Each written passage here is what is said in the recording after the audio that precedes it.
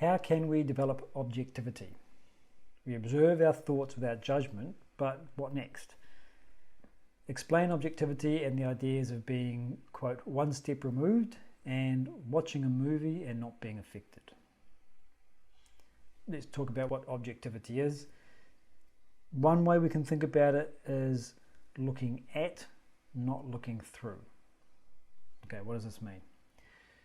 There are elements of your personality that are like lenses that you view the world through. It's your ideology, your mindset, and the attendant attitudes that are naturally set up like fields of emotion. And we are looking at the world and we are interpreting the world through those lenses. So, what's a simple example? You might have heard the distinction between abundance mindset and deficit mindset. The deficit mindset says there's not enough, so I have to be careful about how I distribute my energies. I should capture this before someone else does. Abundance mindset says there is plenty of opportunities to create the wealth and the resources that I need. I just need to find those opportunities and exploit them. So what have we got here? We've got different mindsets, different beliefs about the fundamental reality that I'm dealing with, different attitudes that come from it, and different choices that I will make in a particular situation. The opposite of objectivity is involvement. When I'm involved, what it means is that that mindset is operating, but I'm not aware of that. I'm looking through that lens in such a way that I don't know the lens is there. There's a very interesting experiment that was done a number of years ago. Some glasses were developed that were like a prism, and when you put them on, it turned everything upside down.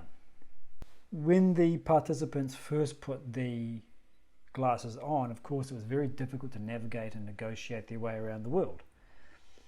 But soon the brain did its marvelous work and flipped everything the right way up, and it became easy for the person to walk around. You could imagine that they get to a point where they even forget they've got the glasses on. This is just what the world looks like. This is normal. Until somebody bumps their glasses and they skew off their face a little bit. Then they are reminded, oh yes, I'm wearing these glasses. In a similar way, the mindset that we have, the headset that we've got on, we become so accustomed to it that we don't know it's there. But it is distorting, or it is influencing our perceptions and the meaning that we make without us knowing. That's involvement. Objectivity is to know that that is the case and to see that lens for what it is. To see that belief system, attitude, and the tendencies for choices that are arising in the personality. I can look at myself and see the thing rather than looking through it and forgetting that it's there. Objectivity arises from insight. So insight is that thing that we know, not just academically, but we've really folded it into our personality. It's been integrated in such a way is that it forms part of the belief structure that we are wearing with our headset. When I develop an insight into any particular field of activity, that insight allows me a certain degree of objectivity. But what's important to understand is that the insight that I'm gaining is in a particular field. What that means is the objectivity that comes from that insight will only be applicable there. It won't necessarily extend out into other fields. So where you may be objective in your workplace, you may not be objective when you come home, because the insights you have around professional life and the value of being professional only operate in the professional field. And the sort of courtesy that you give to your professional colleagues, you don't give to the people in your own home. Why not? Because the professional insight doesn't flow into the home life. But nonetheless, this is what objectivity is and how it arises. So how do we gain insight? We gain insight by simply observing something. If you want to gain insight into the nature of your new cat, what do? You observe him. Just watch him function. If you want to find out what your boss is like, what do? Interact with her and observe her demeanor, her mannerisms, her language. In a similar way, gaining insight comes from sustained observation.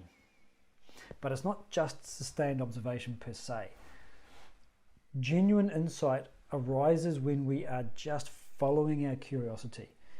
It's what Cardinal Newman talked about as liberal education. So liberal education is that study which has nothing outside of itself to justify it. Why are you studying law? So I can get a good job. Okay, that getting a good job justifies the study. Why are you studying law? To help the underprivileged. Okay, that service goal justifies the study. And without those goals, there would be no study. This is not liberal education. Liberal education means that there's nothing other than the gaining of knowledge itself to justify the gaining of knowledge. The activity is self-justifying. It's what we might call intrinsically motivated. Now, I've called this intrinsically motivated exploration as distinct from study, because study carries this rigid idea of reading books, for example, or listening to lectures.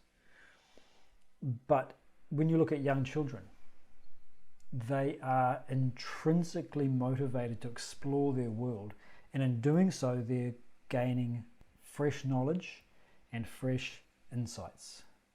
When they play with blocks or when they interact with other children for the first time, there's an intrinsically motivated exploration of their world, and that helps them to develop insights.